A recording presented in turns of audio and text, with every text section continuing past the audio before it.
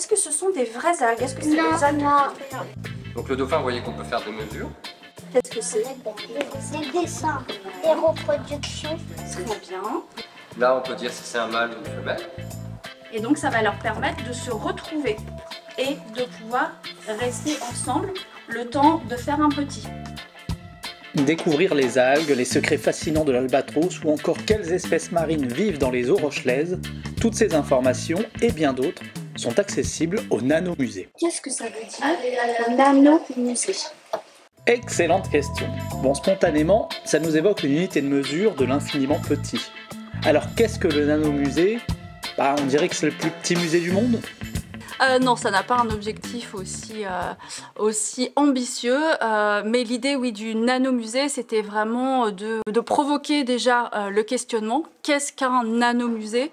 Et puis ensuite, effectivement, ça fait référence à une unité de mesure qui est vraiment extrêmement petite.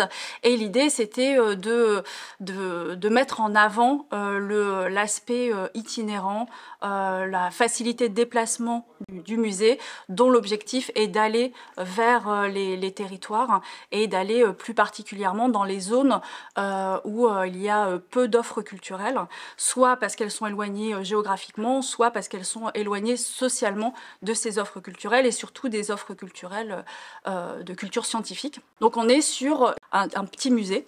Et puis sur des modules, donc effectivement on va pouvoir l'adapter en fonction de la taille des espaces qui l'accueillent. Eh bien, il y a effectivement un peu de science, beaucoup de science, et de l'art aussi, puisque l'idée c'était vraiment d'avoir un dialogue entre des artistes et des chercheurs de La Rochelle Université, et que de ce dialogue puisse émerger donc ces modules du nanomusée. Donc là on en a un qui est derrière nous, qui est le module Albatros, qui est issu du dialogue entre deux artistes et des chercheurs du Centre d'études biologiques de Chizé, donc du CEBC, et qui donne à voir la beauté du grand albatros, qui est un oiseau d'une envergure impressionnante, donc qui est en taille réelle sur cet origami en papier, et qui est un oiseau qui vit dans les terres antarctiques et australes françaises, dans les TAF, plus précisément sur l'île Crozet. Et on coupe Valérie ici, car passionnée, elle est intarissable sur les caractéristiques époustouflantes, il faut l'admettre, de l'albatros. 5 autres modules complètent l'offre actuelle du Nanomusée, avec un tronc commun, aborder des sujets scientifiques portés par l'Université de La Rochelle dans le cadre de son programme LUDI, littoral, urbain, durable, intelligent. Donc là, l'idée vraiment du projet, c'était de présenter des sujets de recherche, des disciplines différentes et des laboratoires différents. Donc chaque module porte sur des recherches en cours, mais qui sont menées dans des équipes différentes. Et visiblement, les chercheurs apprécient de venir partager leur expérience et leurs travaux avec différents publics. C'est le cas de Guilain, ingénieur biologiste pour l'Observatoire Pélagis, en charge d'observer les populations de mammifères et d'oiseaux marins. On est souvent dans notre monde scientifique à avoir nos objectifs de conservation et de calcul statistique et compagnie. Et le fait justement de pouvoir discuter de ça avec des gens un petit peu partout, c'est un plus. Nous, ça nous apprend à savoir mieux communiquer, d'une part, puis c'est riche en échanges, tout simplement. Le but, c'est de leur expliquer qu'on a ces animaux en face de chez nous, qu'on peut les voir, puis que nous, on travaille dessus, et qu'on peut les voir par différents moyens, par des campagnes en bateau, des campagnes en avion, par les échouages, on peut savoir comment ils se portent dans leur milieu naturel, tout ça. Donc voilà, ça permet de montrer que ces animaux sont là, qu'on peut en tirer des choses, et avec des moyens ludiques comme le nanomusée, avec différents dessins, des petites pastilles collées sur des cartes pour essayer de comprendre un peu toutes ces approches-là.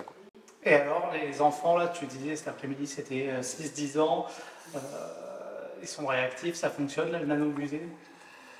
Plutôt, hein, ils adorent tourner les pages et voir le dessin qui se cache derrière la page d'après. Et après, ils ont été assez réceptifs aussi aux explications. À savoir pourquoi c'est assez dessiné là, qu'est-ce que ça veut dire, donc ouais, ça a plutôt bien marché. Un musée itinérant qui n'en finit plus d'itinérer. un musée qui circule de plus en plus. Donc là, on est sur environ 17 lieux d'exposition différents, avec des résidences qui vont aller de 3 semaines à 3 mois et demi, voire 4 mois pour certaines résidences, en fonction voilà, des intérêts, des activités qui vont être proposées autour du nanomusée. Ça peut être une installation sur le territoire de La Rochelle, comme aujourd'hui, ou une installation, comme il y a quelques semaines, à Montendre, dans le centre social Maison Pop. Donc on est vraiment sur des distances très variées aussi.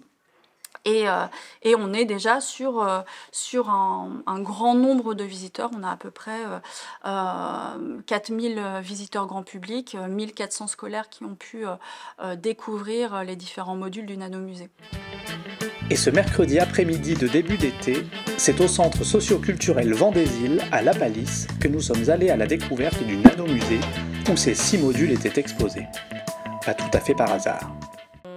Valérie nous a envoyé un mail en début d'année, septembre 2024, pour présenter un peu l'exposition, ce qu'ils avaient créé. Et en fait, moi, je me suis déplacée dans leurs locaux.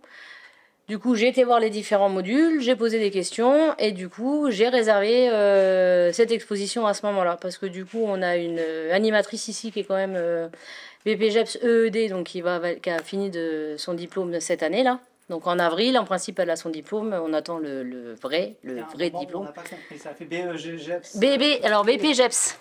BPGEPS EED, donc c'est environnement, éducation à l'environnement et au développement durable. Et du coup, j'ai trouvé que cette expo rentrait dans le corps de ce qu'elle pouvait nous présenter. Donc c'était un plus pour son BPGEPS. Et du coup, on a aussi Michel, qui est aussi en BPGEPS, mais lui, par contre, LTP avec les Francas. Ah ouais, non, mais il y a plein de mots scientifiques. LTP, ouais, c'est loisir tout public, celui-là. Voilà, et du coup, lui, il est parti sur un projet scientifique. Donc voilà, et du coup, les enfants ont pu voir un module la semaine dernière avec... donc lui était en formation, mais avec une de nos collègues, donc Harmonie, qui a le BPGEPS EED, qui du coup, ils ont pu travailler sur un des modules. Et le passage de lieu en lieu est une véritable opportunité d'enrichissement. Donc l'idée, c'est vraiment à chaque fois de travailler avec les structures accueillantes en amont sur ce qu'ils souhaitent mettre en avant. Donc déjà voir s'ils veulent la totalité des modules, donc les 6 modules, s'ils ont l'espace et s'ils ont envie de pouvoir explorer les différentes thématiques, parce que c'est aussi assez lourd en termes d'investissement pour les équipes. Donc l'idée, c'est de leur proposer déjà les modules qu'ils souhaitent installer, et puis après voir avec eux les activités qui peuvent accompagner le nanomusée pour ne pas les laisser seuls avec ces modules. Donc l'idée, c'est à chaque fois de former les équipes accueillantes à la médiation des modules qu'ils ont installés, et puis ensuite de leur proposer des ateliers, des visites guidées, des interventions de chercheurs en fonction des thématiques qu'ils souhaitent développer un petit peu plus avec leur public. Et on voit que chaque structure va faire des propositions originales que nous n'avions pas forcément, auxquelles nous n'avions pas pensé, ou en tout cas que nous ne leur avons pas présenté. Et on a un catalogue en fait qui s'enrichit d'actions, de productions qui ont été faites par les différentes structures accueillantes, que ce soit des médiathèques, des établissements scolaires ou des centres sociaux. On se retrouve vraiment avec un catalogue très riche sur lesquels après on peut s'appuyer aussi, nous, pour faire de nouvelles propositions. Donc en fait, on s'enrichit vraiment les uns des autres, que ce soit les chercheurs, les artistes, les designers, l'équipe de médiation, mais aussi les structures accueillantes. Et chez les Pandarous, de voir un nanomusée qui va à la rencontre des gens et s'enrichit au gré des échanges, ça nous procure un giga plaisir.